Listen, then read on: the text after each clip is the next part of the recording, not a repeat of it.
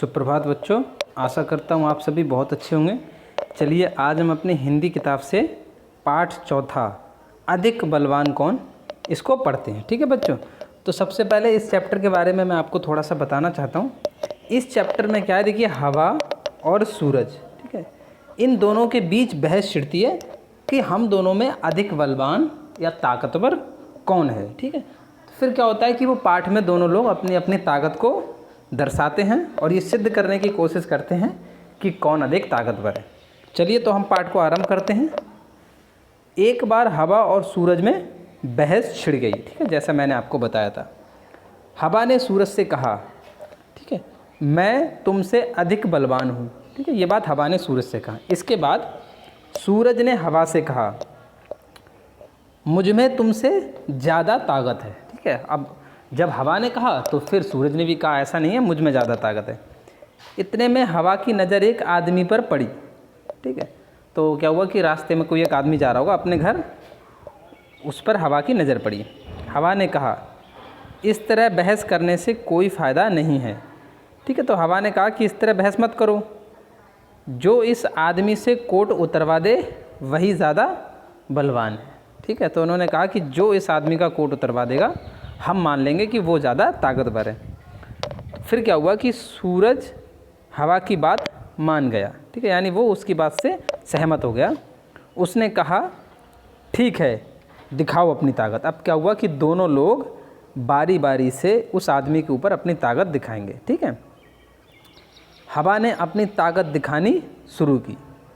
आदमी की टोपी उड़ गई। ठीक है, होता नहीं, जब हम कैप लगाए होते हैं, हवा आती है तो हमारी कैप उड़ जाती है, लेकिन जो कपड़े हम पहने वो तो नहीं उड़ सकते। चलिए आगे देखते हैं। पर कोट उसने अपने दोनों हाथों से शरीर पर लपेटे रखा और जल्दी जल्दी कोट के बटन बंद कर दिए। ठीक है, तो उस आदमी की क्या हुआ, जब कैप उड़ गई तो उसने सोचा कि कहीं कोट ना उड़ जाए, तो उसने अपने बटन लगा लिए। ठीक है बच्चों, देखते हैं आगे। हवा और ज़ोर से चलने लगी। अंत में आदमी नीचे ही गिर पड़ा, पर कोट उसके शरीर पर ही रहा। अब हवा थक गई। देखिए क्या हुआ कि बहुत तेज़ हवा चलने लगी, तो हवा से क्या हुआ कि वो आदमी तो ज़मीन पे गिर गया, लेकिन कोट थोड़ी ना निकल सकता है, तो कोट अभी भी उसके शरीर पर रहा और अंत में हवा थक गई। सूरज ने कहा, हवा अब तुम मेरी ताकत देखो।